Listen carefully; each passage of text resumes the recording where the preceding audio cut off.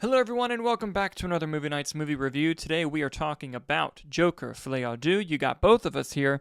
And before we get started, guys, we had a brief discussion before we started recording, and we've both decided that the best way for us to properly express our views on the film is to only do it via spoiler review. So if you have not seen Joker, Folie and you do not want to get spoiled, please don't watch this review yet. Please go see the movie first and then come back and watch this review. Because we are going to be very, very spoiler heavy to help fully, give our breakdown and to explain our thoughts as to why we think them. So, Nicholas, I'll let you go first, buddy. What did you think of Joker Folie à Oof. These are my thoughts. It was tonally a mess. It was all over the place. It didn't know if it wanted to be a musical. It didn't know if it wanted to be a courtroom drama. At times it wanted it to be both. But I think its biggest thing is it was boring. I found myself bored. I actually nodded off at one point very briefly toward the end of the movie. And when you have a musical Joker movie, that should not be happening. Why he Todd Phillips felt the need to make a Joker musical movie, I don't know. But at least, commit to it. And where I'll pick up too is the fact that it wasn't committed to it is where I'll kind Mm-hmm. of chime in. Because I've seen some criticism saying, oh, they should have never done the music. It's like, no, you could have done the music and done the music really great. The problem is they half-assed everything. And what They I didn't mean even by pick that, interesting songs. no, and also the way they shot the sequences were so inconsistent for tonally Mm-hmm. how they were telling the story. And it didn't feel like they were using the music to tell the story. It felt like a distraction to the story. And like, for example, spoilers. The first song that Joaquin Phoenix sings, he's singing in like a one shot to like some other inmates at Arkham. Mm-hmm. And then he snaps out of it and you realize that he was imagining it. And you're like, oh, okay, I guess that's how they're going to handle the songs. And then it literally goes right into a La La Land like fantasy musical sequence. And you're like, all right, well, we just did one where he was just singing to himself and it wasn't very fantasy like. Now we're doing this. Okay, hey, whatever. This is fine. And then the next time he sings, everyone can hear him sing and they make a point about it being weird. He's singing on a TV interview. And they're like, all right, so he imagined it the first time. He did a fantasy sequence the second time. And the third time, people can hear him sing. Okay. And then as the movie goes into it, the songs were just so oddly edited as part of the film. It did not feel like part of the flow. It did not feel like part of the structure. And that's what was so aggravating is because you could have used songs to tell this story very well. You could have done that. And they just did not utilize it properly. It felt like they were there for the sake of doing it. Well, because like a lot of them too felt like they were shot like a film as opposed to being shot like a musical, which I just think didn't work in any sense of it. No, and what I'll give it, and I'll do some positives on the movie because I don't think this movie is void of anything good. Um, Hmm. the just like the first movie, I think that the cinematography is great. I think that the set design is great. I think the acting performances are really strong, even though the script is much weaker. I think that the musical sequences, the fantasy ones, they looked great. Like it was like these look really nice. Like if they would have done them properly. Mhm. And I think on a technical level, the movie's very sound. Like even the sound work, like everything on that level worked perfectly fine. The makeup, the costumes, all that. Even Joaquin Phoenix, I think, does a really great job. Again, going into another negative though, and the script's written by the same people. This script is just so much weaker than the first Joker film. And for context, let me, in case you're new to the channel, I love the first Joker film. I think it's one of the best comic book movies ever made. It's probably in my top 5 comic book movies ever made. I love that film. I was very let down by this film. And going into a little bit more, I think that something else that bothered me was using Harley Quinn, because like her not being like her comic or not, well, she originated on the animated series, but not using Mhm. her, origins doesn't really bother me. If you want to adapt to tell a story, But adapt to then they tell your kind story, of did that's use fine. it, at least in their background, they used. They used it a little bit, but the thing Yeah. is, as a foil for the Joker character, she was completely underutilized. Like Hmm. she literally appears to the movie, does a thing, and then exits the movie. Like she literally just says, bye, and leaves the movie.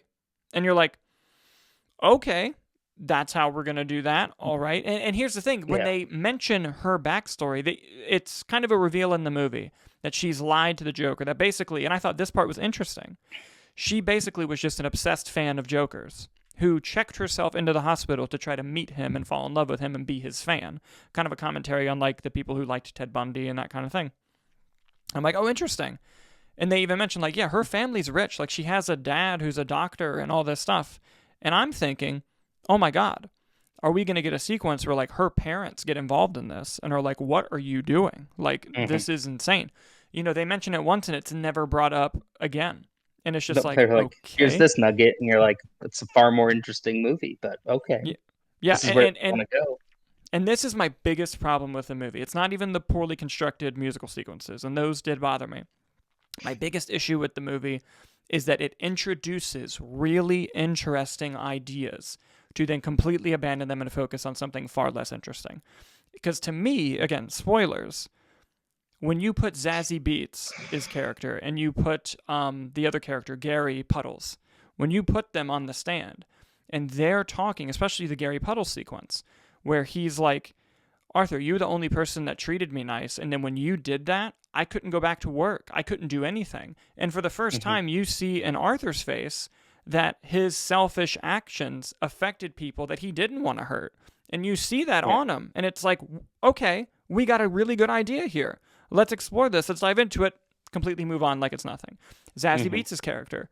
She says, Harvey Dent says to her, why did you decide to come and testify when you originally wouldn't? And she says, because he broke into my house and I didn't call the police. And if I did, maybe those people would be alive. Great Yeah. idea. And you even Let's see dive into Arthur, like this. Arthur's like writing notes, and he just goes, Yeah, yeah, he gets it like that's right. He's like, yeah. Great idea. Doesn't yeah, get explored upon at all.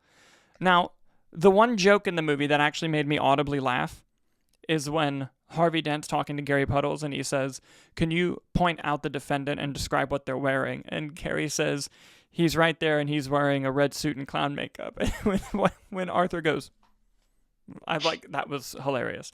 But no, the one for me was when Zazie Beetz' character talks about the just the recurring joke of like him being obsessed that he has a TV movie and he mhm, hasn't been able to see it, and Harley keeps telling him like, "Oh, it's great," and then Zazie Beetz takes the stand, and she's like, and then they made that awful TV movie, and it cousin he just like turns and looks at Harley like, "What do yeah, you mean?" yeah, Um, yeah, I mean, there were funny bit like the whole book signing scene, like that got a chuckle out of me.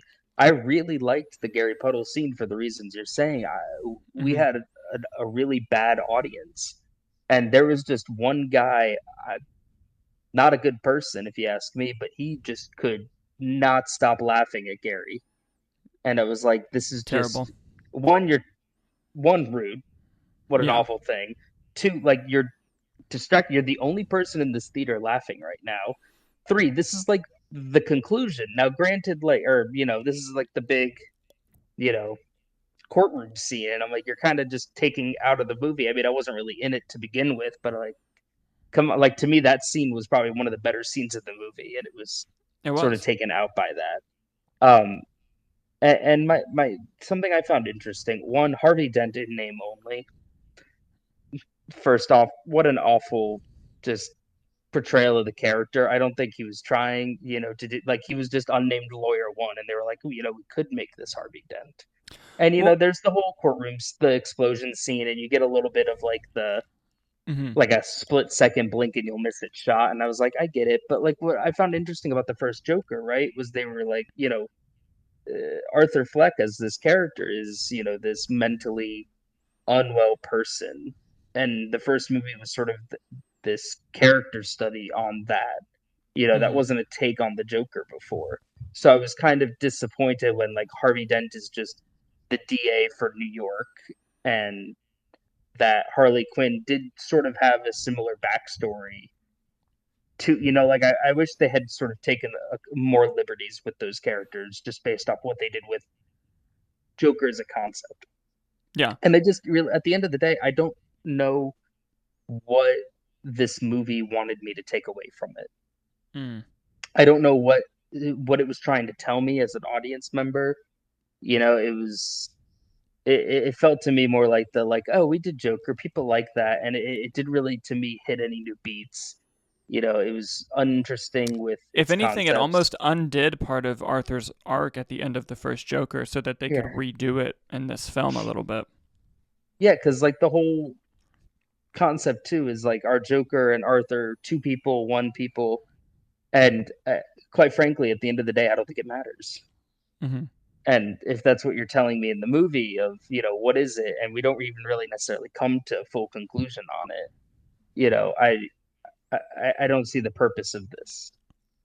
Yeah, yeah, and yeah, it's a good point, and something that what it felt like, and of course I don't know this, I wasn't there, Yeah. but what it felt like is they had a good idea, and then it turned into, oh, but what if we did this, and then what if we did this, then what if we did this, and then they just did all of that, and then they lost purpose of that central idea, because what it felt like, and again I don't know this, just from watching it, it felt like the original idea seemed to be that they wanted to do a commentary on people idolizing Joker Mm-hmm. and how that's preventing this mentally ill person from healing is the fact that he has fans who are trying to make positive of that behavior. And you even have his lawyer, who actually I thought was a great character and was really Mm-hmm. trying to help him and was like, listen, you got to stop doing this. You got to stay away from Harley. You got to do all this. Like, I'm trying to help you here. And I think originally they were trying to tell a story of, hey, this person's not going to heal if we keep treating killers like they're some superstar. Good idea. The movie doesn't execute that in a good way one bit. It's all over the place. Mm-hmm. Eventually, when you get into the musical stuff, and again, if it just committed to being a musical and did it properly, I think it could have really made a stance. I mean, I liked Brendan Gleeson. I thought he did a good job. Let's talk about the ending real quick. Because Oh boy. here's the thing. I didn't hate the end of the movie. A lot of people hate how it ended. Yeah. And for me, one, I always thought that if there was going to be another one, like, one, he was dead. Like, Mm-hmm. I know negotiations. Joaquin gives me Harrison Ford vibes. He's like, I'll do it, but I'm done. Like, you're killing me. One. But two, a lot of the criticisms I've seen of the ending have been, oh, well, you mean he's not going to become the clown prince of crime in Gotham? It's like, he never was. Like this was never going to be that Joker. Like, this was never, ever going to be that. Now, some people take issue with the fact that clearly the person that killed him was going to become a new Joker, like with how he was cutting up his face and doing all that. It's like, yeah, another idea that's introduced in this, and it was actually introduced on the Gotham TV show, of the Joker being an idea that just kind of infects people, and that Didn't they fandom do that idea. a bit too in Joker 1 even? A little bit, yeah. I think they dabbled into it. They did it a lot better in Joker 1. Mm-hmm. But the way that it did it, when you were kind of leading up to like, oh, who came to see him? And then that just happened. I thought that Joaquin Phoenix played the scene really well. Although I thought the editing with that awful musical sequence didn't help. Now, I don't know about the audience you saw it with, but the audience I saw it with, eventually, as the musical sequences kept happening, whenever a new one would start, there would be audible, audible groans of people just being fed up with it. Honestly, the theater to me was really just completely silent the entire time, except for that one guy that was like laughing during the Gary Puddles scene. But like beside that, it was like there were no reactions from anyone. I was probably sighing pretty loud. And the ending, I understand what they were going for in that idea, and I get it. I think just everything up to that, like I was already out of the movie, so I think when it gets to that ending, it doesn't do anything to me. So then when I don't have like a strong react, then it just sort of comes off as dumb. Like the ending, you're just sort of like, all right, that's a way to end it, and then you just kind of go about your day.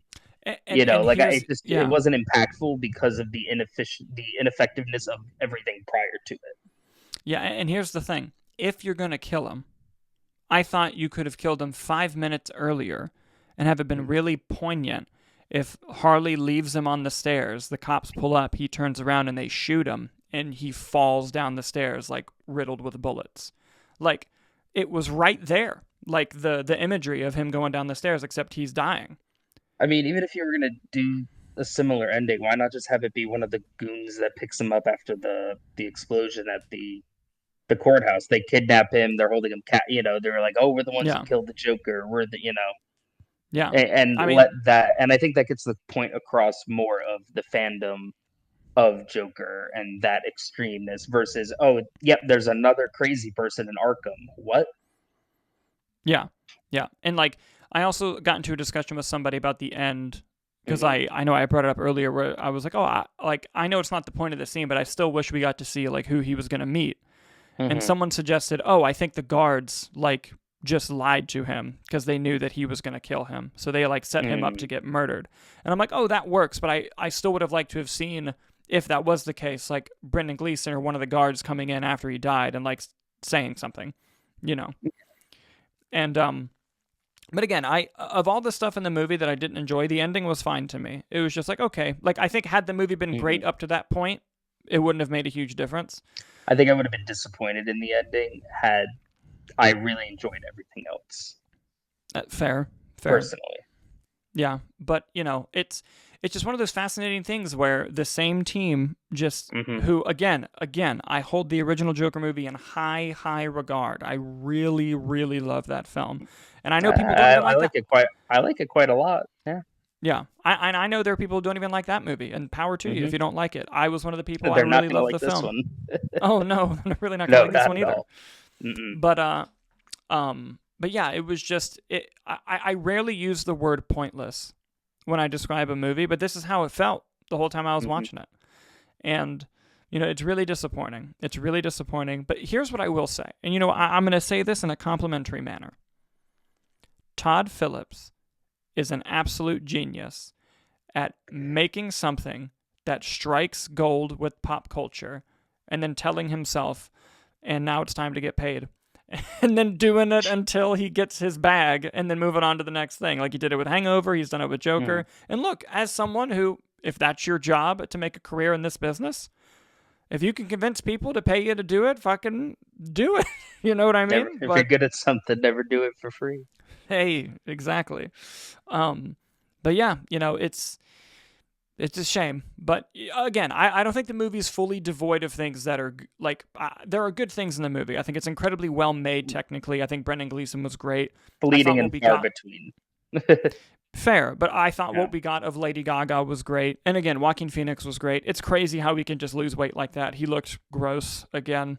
Oh But yeah, we were trying to figure out if it was makeup or prosthetics or something. Like no one's shoulders and back should look like that. yeah, I know for the first one it was 100% real, and Oh wow. I think it's mostly real in this movie. Mhm. If it was touched up, it was just a little bit. Yeah. Um, but yeah, I mean overall, like if these are the positives I'm pointing out, I mean other than there are a couple really great sequences like those courtroom sequences we mentioned, and they Mhm. present really interesting ideas.